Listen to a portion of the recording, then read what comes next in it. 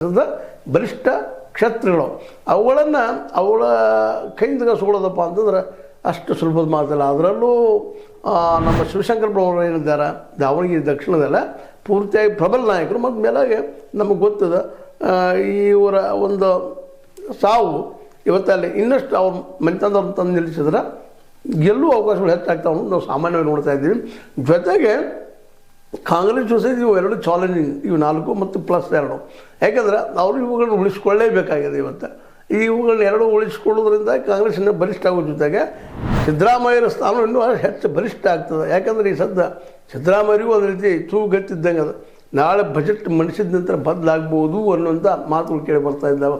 ಸ್ವತಃ ಅವರು ಹಿಂಬಾಲಕರಾದಂಥ ಫಾಲೋವರ್ ಆದಂಥ ಸತೀಶ್ ಜಾರಕಿಹೊಳಿ ಅವರು ಸಹಿತ ಎಲ್ಲ ಬದಲಾಗ್ಬೋದು ಈ ಬಜೆಟ್ ಮಂಡನೆ ಮೇಲೆ ಅನ್ನೋಂಥ ಮಾತಾಡಿದ್ದು ಗಮನಿಸಿದ್ರೆ, ಅದೇ ಕಾಲಕ್ಕೆ ಒಂದು ನಿರ್ಲಿಪ್ತ ಭಾವತೆಯಲ್ಲಿಯೂ ಸಹಿತ DKಶಿ ಅವರು ಏನಪ್ಪ ಯಾವುದು ಇತಿಹಾಸ ಎಲ್ಲರೂ ಒಂದು ದಿವಸ ಇತಿಹಾಸ ಆಗುವಂಥದ್ದು ಇವತ್ತು ಇತಿಹಾಸ ಮಾಡಿದ್ದಾರೆ.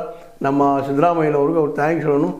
ನಾಳೆ ಎಲ್ಲರೂ ಇತಿಹಾಸ ಆಗಿ ಹೋಗ್ಬೇಕಾರೆ ನಾವು ಅನ್ನುವಂಗೆ ಇಂಡೈರೆಕ್ಟಾಗಿ ನೀವು ಮನೆಗೆ ಹೋಗ್ಬೇಕಾಗ್ತದಪ್ಪ ಅನ್ನೋಂಥ ಮೆಸೇಜನ್ನು ಕೊಟ್ಟಿದ್ದನ್ನು ಗಮನಿಸಿದಾಗ ಮೋಸ್ಟ್ ಪ್ರಾಬಲಿ ಇದು ಕೊನೆಯ ಬಜೆಟ್ ಆಗ್ಬೋದಾ ಸಿದ್ದರಾಮಯ್ಯರದು ಅನ್ನೋದು ಸಹಿತ ಇವತ್ತು ಪ್ರಶ್ನೆಗಳಿದ್ದಾಗ ಇವೆರಡೂ ಗೆದ್ದ +4 ಗೆದ್ರಪ್ಪ ಅಂದ್ರೆ ಸಿದ್ದರಾಮಯ್ಯ ಸಹಜವಾಗಿ ಒಂದು ಪವರ್ನೆಸ್ ಹೆಚ್ಚಾಗ್ತದೆ. ಮತ್ತು ಅಧಿಕಾರದಲ್ಲಿದ್ದಾಗ ಗೆದ್ರೆ ಅದು ವೇಟ್ ಬೇರೆ ಇರ್ತದೆ.